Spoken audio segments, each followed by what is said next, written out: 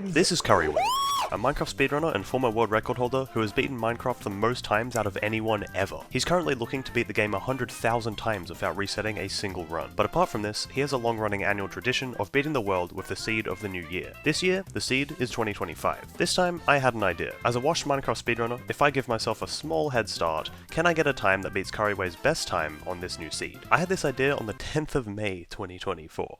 But this was going to be extremely close for many reasons. Firstly, Couriway is a full-time streamer with a way more Minecraft experience. Meanwhile, I am in my final year of high school. And secondly, it's been years since I've tried speedrunning the game. My mechanics are rusty and I can't trust that my game knowledge is up to date. If I miss an important strategy that surfaced while I was hibernating, it could all be over. Just before I get into it, I want to clarify that I'm not doing this just to be Curry or to steal a tradition. I did this as both an experiment and a fun personal challenge for myself. And it was a huge challenge. I'm going to release a separate video of all my fails, progressions, and behind the scenes moments, but for now, sit back and enjoy the run.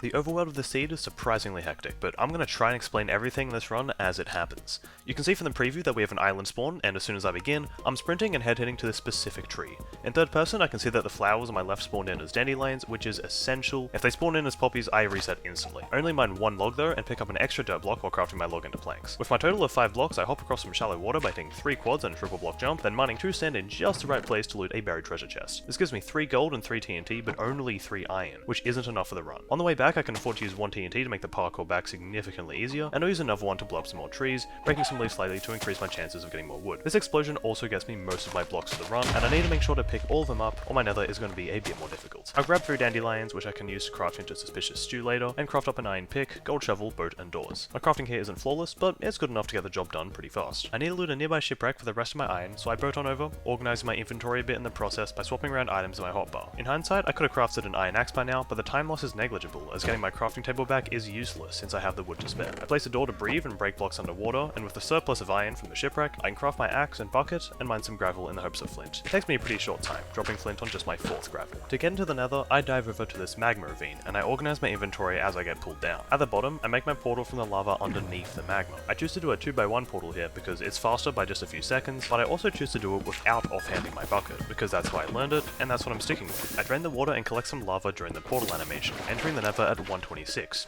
Decent pace. Anything under 130 is the goal of the overworld, and a few seconds over that is enough to force a reset. The nether spawn is a basalt delta. Fucking gross. This nether terrain looks pretty awful to start off with, and it forces me to staircase up with dirt, but it does improve later on. The first nether travel split ended up being easier than the overworld for me, as any fails on my part were based on bad movement, which is something that gets naturally trained up as you play the seed more. I honestly enjoyed the journey through the nether because there's always something you have to focus on, whether it's boating, placing blocks, organizing items, or collecting food. I end up burning almost all my blocks in order to do movement sets just like this one coming up the hill. Because you're always doing something in the run, playing this seed is never really boring, and this ended up being my favourite seed to run so far. After every session, you improve just a little bit more. You might have seen me organize my dirt to the top middle spot of my inventory, and that allows me to shift click it into my hotbar without moving the cursor. Here, I'm going to grab some brown mushrooms, my second ingredient for the best food item in the game, then I'm going to do some movement over this lava. Thankfully, I didn't die here as much as I'd expected, but I can imagine movement sections like this are pretty tricky for a brand new player. Being a washed Minecraft speedrunner is better than having never been a Minecraft speedrunner at all. This bastion isn't particularly close, so I've got more biomes to run through, including this soul sand valley. I use some spare gravel to hop over the soul sand, which saves some of my dirt for later. Fortunately, I'm able to easily dodge any mobs before I go to climb this cliff. In scaling this cliff, I use my spare door to save even more dirt blocks and run over to this crimson forest. So far, so good. Luckily for me, there's no hoglins or piglins that spawn in my way here. A piglin or two is always manageable, but in comparison, hoglins use legitimate reach hacks and they force you to deviate a lot more. Moving up this bank and placing some more blocks to sprint through a bit faster, I find some red mushrooms, my last ingredient for suspicious stew. I only grabbed enough of each ingredient to make 3 bowls, which is a worthwhile time save if you can manage your health well enough. Running out of the forest, I see a sword dude to my left, so I initially move away as fast as I can. Then, I cycle some new items into my hotbar, overlapping it with sprint jumps to keep myself moving. This patch of fire here works as a pace check, and with an average time of around 307, this run is about 5 seconds ahead of average. Anything at or below 312 is acceptable here, and consistently grinding out these paces is the goal when playing this seed. The bastion is a bridge bastion, and I've reserved the pressure plate and 1 more TNT to blow up the gold chalice, saving time over having to mine it. While I wait for it to explode, I mine the block furthest from the explosion, which usually gets all 16 gold blocks. This time though, I get an unlucky explosion. At the same time, the TNT blows up some netherrack in the ceiling, which is helpful for some extra blocks. I keep 1 gold block, turn the rest into ingots, craft a helmet so the pigs won't get mad at me, and distract the ones that are with the gold pressure plate. There's a couple more mad pigs than I was expecting, so I throw some extra ingots so they don't mess up my route. On the bright side, there's no hoglin to slow me down on the bridge, so I can jump right into a bastion route called Donkey Kong. This is a somewhat recently developed route, and a strategy that I almost missed on this seed. It attracts piglins from the top and triple rampart, which makes getting trades faster on average, and can save up to 30 seconds. However, it's a bit scary to pull off. I only get hit once when bringing the piglins over, but I make an annoying error here when I throw the gold just outside of the trading hole. This ended up costing me about 10 seconds, and I was not happy about that. In the hole! Bro, what are we doing? What are we doing?!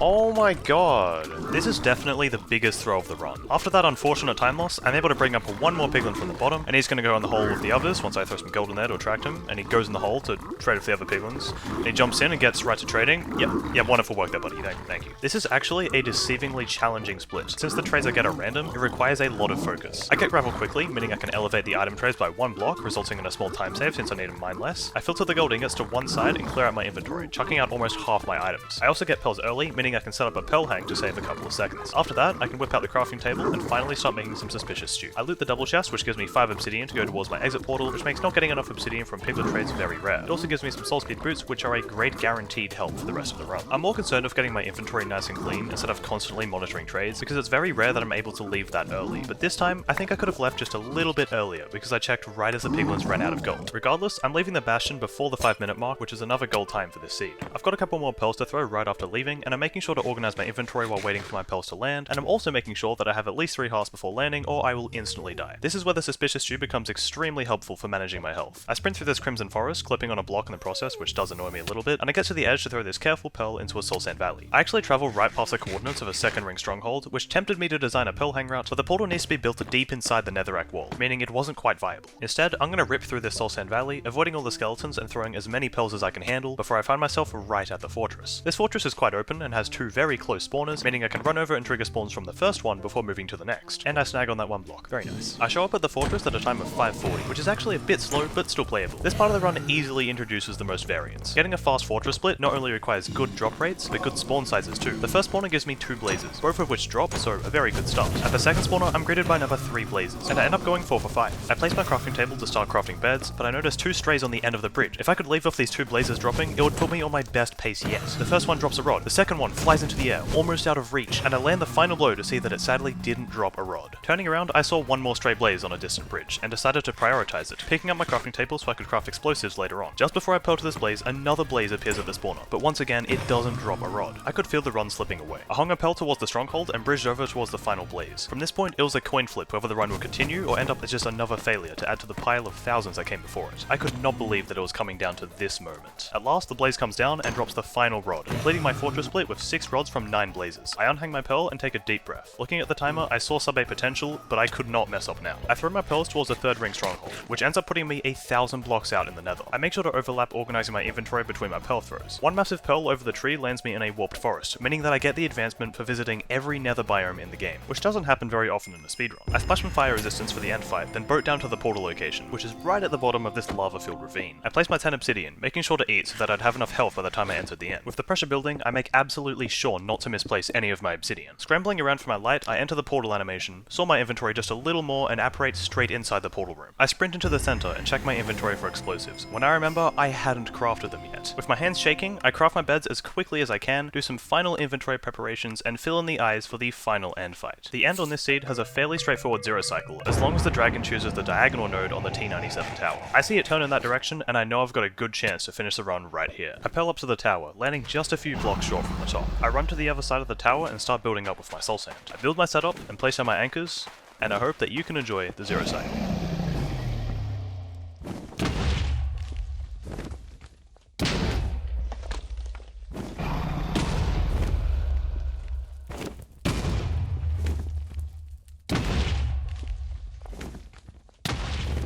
Oh my god.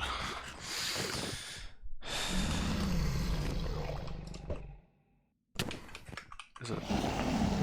Oh my god, oh my god.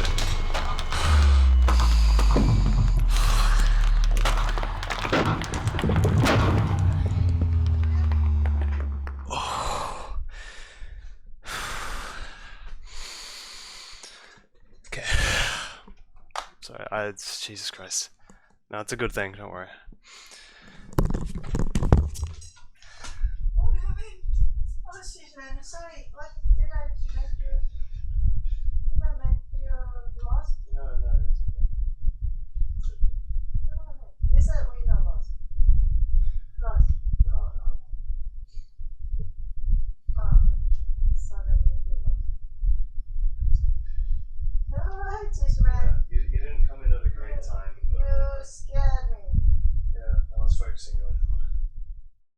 So unfortunately, I didn't end up getting a sub 8 run, but I did get close, and that's good enough for me. I'm not going to beat myself up about being 8 seconds short. It's still a great run, and I really can't be upset. There's a handful of places where it could have been better, with the two main time losses being the missed gold at the Bastion and the bad blaze rates when I needed them most. With precise mechanics and ridiculously good luck, a sub 730 is definitely possible under non-tool assisted circumstances. There's so many little things about the seed that improve over time, and it was fun getting better and pushing closer and closer to the 8-minute barrier. This project dragged me through learning, grinding, triumph, failure, anger, and devastation. Genuinely the most crushing feeling I've ever felt playing a block game. It's been a crazy experience. I'd beaten my previous time by about 3 seconds, and that was going to have to be enough for me. Why? Because I was out of time. And I know that's rich from a guy who started planning this video back in May, but it somehow managed to creep up on me. It was a busy year, and even after graduating from high school, I feel like the time has gone so fast. I ended up running the seed for a grand total of 58 hours across 64 recordings, and an attempt count of 2,937. Now, it's finally time for me to let this project go. So, is it gonna be enough to beat Curry? I really don't know, and at the end of the day, I hope there's someone who can get a faster time than me, and really push the seed to its full potential. So, good luck to Couriway on running Seed 2025, and on his 100,000 speedrun challenge, is what I would have said if he didn't upload his Seed 2025 video 13 hours ago. Instead, I'd like to say good game, and it's very interesting to see Couriway take an entirely different route on this seed. Go check out his video if you haven't already, it's the first link in the description. And everyone, Happy New Year, and thanks for watching.